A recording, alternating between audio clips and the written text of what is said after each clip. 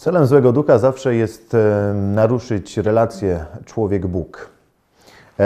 Po raz pierwszy zły duch wszedł w zakłócił tę relację w ogrodzie Eden, kiedy trącił nieufnością w myśleniu człowieka, a ten sięgnął po owoc zakazany i zgrzeszył.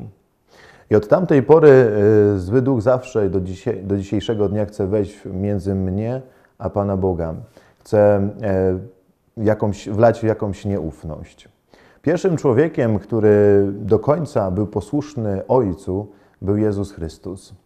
Przeanalizując mękę, ale także życie Jezusa w Ewangeliach, możemy dostrzec, że właśnie począwszy od kuszenia na pustyni, zły duch po raz kolejny chce wejść w tę relację między Ojca i Syna. Aż do końca, kiedy zesłał na Jezusa wszelkie cierpienia, właśnie do końca chce zakłócić tę relację.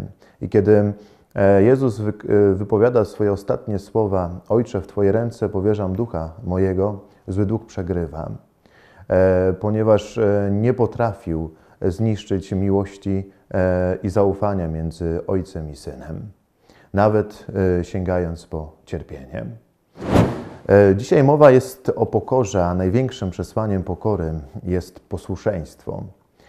Siostra Faustyna często pisze o posłuszeństwie, mówiąc, że ze wszystkich cnót, wszystkich ślubów, które ślubowało posłuszeństwo, jest na pierwszym miejscu, ponad ubóstwo i czystość. I posłuszeństwo to jest właśnie naśladowanie Jezusa w relacji do Ojca, czyli wykonywaniem wszystko, co Ojciec każe, a wolą Ojca, tak wierzyła siostra, jest również wola jej przełożonych.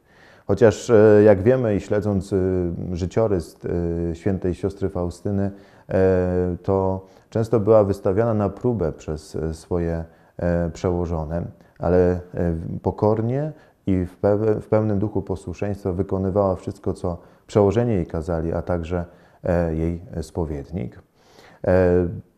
I to jest chyba jedna z największych cech świętości siostry Faustyny – posłuszeństwo.